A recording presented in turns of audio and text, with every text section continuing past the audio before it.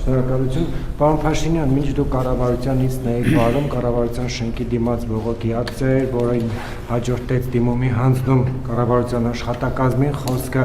միասնության թևեր նախաձեռնության մասին է, որը բարձրաձայնում է, որի ղեկավարը բարձրաձայնում է Ադրբեջանի կողմից նոր դիրքային բարելավումների Հայաստանի ինքնիշխան տարածք ներխուժելու մասով քարտեզներով ներկայացվել է, նախ դուք որքանով եք ծանոթ այդ հայտարարություններին, ինչ է տեղի ունեցել, այն պարագայում, երբ որ դուք հայտարարում եք, որ օգոստոսի 8-ից հետո երկրում խաղաղություն է հաստատված, ինքնիշխան տարածք, ինչ ներխուժումներ են տեղի ունեցել, ինչ դիրքային բարելավումներ եւ զուգահեռ նաեւ բարբերաբար այստեղ անհետ կորածների ծնողներն են իրականացնում բողոքի ակցիաներ, այդ թվում նաեւ Արցախում բենզինի պայթյունից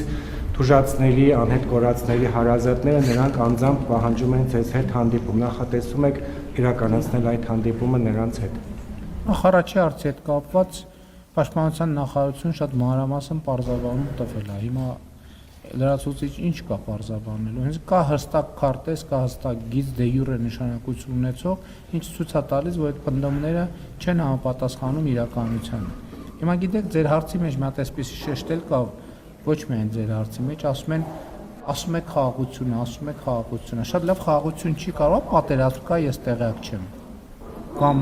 բան կա, ինչ որտեղ կոնֆլիկտ կա, էսկալացիա կա, կարող է զոհեր կամ վիրավորներ կա, ինչ չեք ասում, ուղղակի խնայում եք ինձ։ Այսինքն որ ասում եք խաղաղություն, բա ինչ ասեմ։ Այսինքն որտե՞ղ է պատերազմը, որտե՞ղ կա պատերազմ, որտե կա կրակոց, որտե կա վիրավոր, որտե կա զոհ, որտե կա հարձակում եւ այլն, պայթյուն, ռմբակոծություն, հրթիռակոծություն, որտեղ կա դուք լուսաբանեք գոնե, իմանանք այդ որտեղ կա այդ ամեն ինչը Հայաստանի Հանրապետությունում։ Այսինքն ասում եք խաղաղություն, ասում եք խաղաղություն։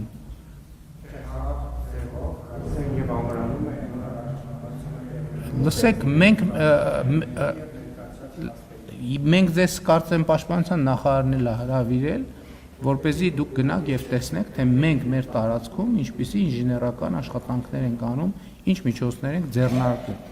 Հրավիրել ենք նաեւ սպառազինություն տեխնիկա դիտելու։ Այսինքն մենք